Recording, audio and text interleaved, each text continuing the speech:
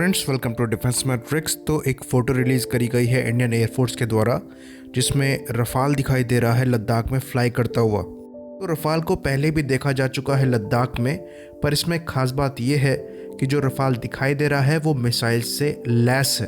तो अगर आप ध्यान से इस फ़ोटो को देखेंगे तो आपको मीका मिसाइल दिखाई देगी विंग टिप पे। तो ये दर्शाता है कि जो इंडिया के रफ़ाल है वो पूरी तरीके से ऑपरेशनल रेडी है और अब वो फॉरवर्ड एयर बेसिस में अपने पूरे वेपन्स के साथ फ्लाई कर रहे हैं। तो आने वाले कुछ समय में हासीमारा एयरबेस में दूसरा रफ़ाल का स्क्वाड्रन भी फॉर्म हो जाएगा, जो कि इंडिया के ईस्टर्न बॉर्डर को कवर करेगा। तो कुछ दिन पहले हमने एक वीडियो बनाया था जहां पर हमने डिस्कस किया था कि कैसे MiG-29 जो है वो एक आइडियल एयरक्राफ्ट है लद्दाख जैसे टेरेन में फ्लाई करने के लिए, जहां पर एयर डेंसिटी कम है, यानी कि जो एयर है वो थिन है। तो जैसा कि हम जानते हैं, जब एयर डेंसिटी कम हो जाती है, एयर थिन हो जाती है, लिफ्ट उसी के साथ कम हो जाती है। तो वहाँ पर भारी भरकम एयरक्राफ्ट जिनका थ्रस्ट टू वेट रेशियो थोड़ा कम होता है वो स्ट्रगल करते हैं, क्योंकि पहली बात लिफ्ट कम मिलती है, दूसरी बात जो इंजन थ्रस्ट प्रोड्यूस करते हैं वो भी नीचे जाता है और इंजन से जो रिस्पॉन्स होता है वो भी स्लो हो जाता है। तो ये खासे तौर पर एयरक्राफ्ट की जो टेक ऑफ की परफॉर्मेंस है उसको अफेक्ट करता है, जिसकी वजह से जो पेलोड कैरिंग कैपेसिटी होती है एयरक्राफ्ट की वो कम हो जाती है।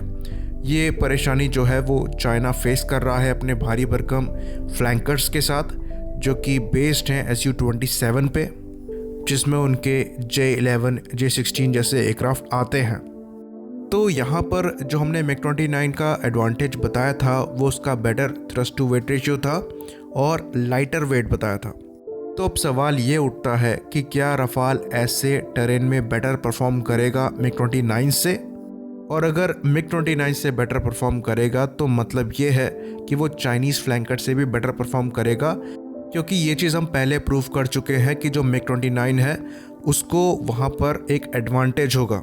तो बेटर लिफ्ट के लिए सबसे इम्पॉर्टेंट चीज़ विंग एरिया होती है। तो जितना ज़्यादा एरिया होगा उतना ज़्यादा एयर ड्रैग होगा और उतनी बेटर लिफ्ट मिलेगी। तो रफ़ाल का जो डिज़ाइन है वहाँ पर जो बॉडी है वो पूरी body as a lifting body act करती है। तो रफ़ाल में जो एयर इनटेक्स हैं वो फ्लैंकर्स और फल्क्रम्स की तरह अलग से नहीं दिए हैं। तो यहाँ पर जिसे पता ना हो ये चीज़ बता दें कि MiG-29 का नेटो रिपोर्टिंग नेम फल्क्रम है। तो रफ़ाल की पूरी बॉडी ही as a lifting body act करती है। उसके ऊपर एडिशनल लिफ्ट प्रोवाइड कराने के लिए कनार्ड्स दिए हुए हैं। बाकी रफ़ाल की जो लंबाई है और विंग स्पैन वगैरह हैं वो MiG-29 से कम है, और क्योंकि रफ़ाल में कंपोजिट मटेरियल्स को यूज़ किया गया है, इसका जो वज़न है वो भी MiG-29 से कम है।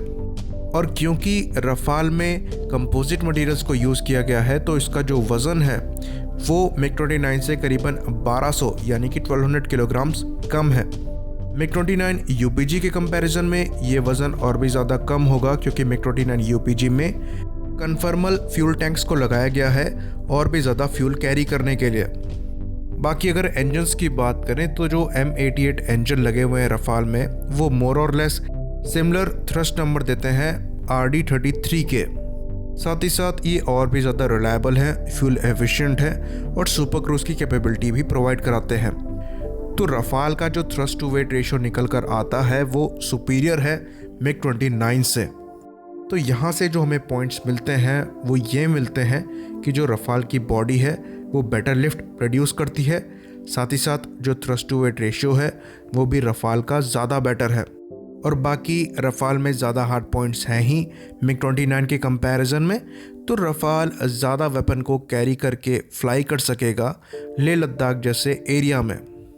दूसरी चीज़, क्योंकि रफ़ाल सुपर क्रूज कर सकता है, इंजन ज़्यादा एफिशिएंट है, तो काफ़ी लंबे समय तक पेट्रोलिंग करी जा सकती है रफ़ाल के द्वारा।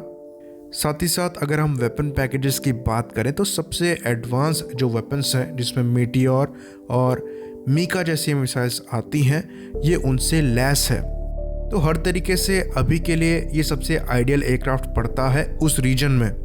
बाकी अगर एक बोनस चीज़ की बात करें, जैसा कि हम डिस्कस कर चुके हैं कि रफ़ाल के लाइट वेट और ज़्यादा विंग एरिया की वजह से जो इसकी लिफ्टिंग कैपेसिटी है वो बाकी दूसरे एयरक्राफ्ट जो कि इंडियन एयरफोर्स की सर्विस में है उससे बेटर रहेगी। तो दूसरे एयरक्राफ्ट के कंपैरिजन में ये ज़्यादा आसानी से मनवर कराया जा सकता होगा उस रीजन में। तो जैसा कि हम जानते हैं रफाल RBE-2 AESA रडार के साथ आता है और उस रडार में टेरेन अवॉइडेंस सिस्टम है। तो अगर रफाल को पहाड़ों के बीच में फ्लाई किया जाता है तो वहाँ पर उसे असिस्टेंस मिलेगा टेरेन अवॉइडेंस सिस्टम का, जो कि उसका रडार प्रोवाइड कराएगा। तो ऐसे फ्लाई करने का फ़ायदा ये है, पहली बात आप दुश्मन के रडार से तो बचते ही हैं, दूसरी चीज़ अगर आप पर मिसाइल आ रही हो तो आपको बचने का मौका मिल जाता है।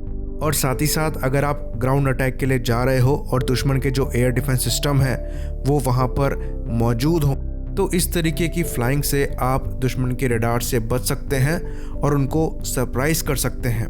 तो रफाल के ग्राउंड अटैक म्यूनिशंस की बात करें तो ये हैमर जैसे म्यूनिशंस के साथ आता है, जो कि एक प्रिसीजन गाइडेड बॉम्ब है जिस पे रॉकेट लगाकर उसे मिसाइल बना दिया गया है। तो अगर आप लो फ्लाइंग करेंगे ऐसे टेरेन में तो हैमर आपको करीबन 15 किलोमीटर तक की रेंज दे देगा प्रिसीजन अटैक के लिए, लेकिन अगर आप हायर एल्टीट्यूड से उसको फायर करते हैं तो वो 60 किलोमीटर के आसपास टारगेट को डिस्ट्रॉय करने में सक्षम होगा। तो हैमर के 1000 किलोग्राम वर्जन को पहले ही टेस्ट किया जा चुका है और ये जो वेपन है वो दुश्मन के एयर डिफेंसेस रेडार्स को डिस्ट्रॉय करने में सक्षम होगा। तो एक बार आपने दुश्मन का रेडार डिस्ट्रॉय कर दिया तो जो उसकी मिसाइलें हैं वो बेकार हो जाएंगी। दूसरा जो ground attack weapon Rafale fire कर सकता है वो स्कैल्प क्रूज मिसाइल है, जिसके फ्लाइट एल्टीट्यूड को पहले ही ऐसी न्यूज़ आ रही थी कि इंडियन एयरफोर्स ने अपग्रेड करवाया है। स्कैल्प को फायर करना ओवरकिल हो जाएगा क्योंकि इसको काफ़ी दूर के स्टैंड ऑफ डिस्टेंस से फायर किया जा सकता है। ये जो क्रूज मिसाइल है ये करीबन 500 किलोमीटर तक की रेंज दे देती है। ये मिसाइल भी टेरेन हगिंग में एक्सपर्ट है और काफ़ी लो फ्लाई करते हुए टारगेट को डिस्ट्रॉय कर सकती है। तो उस पूरे रीजन में चाहे चाइना की बात कर लें चाहे इंडिया की बात कर लें, रफाल से बेटर कोई फाइटर नहीं है। चाइना की साइड में जो एयरक्राफ्ट बेटर लिफ्ट कैपेबिलिटी के साथ आते हैं उसमें J-10 और J-20 शामिल है।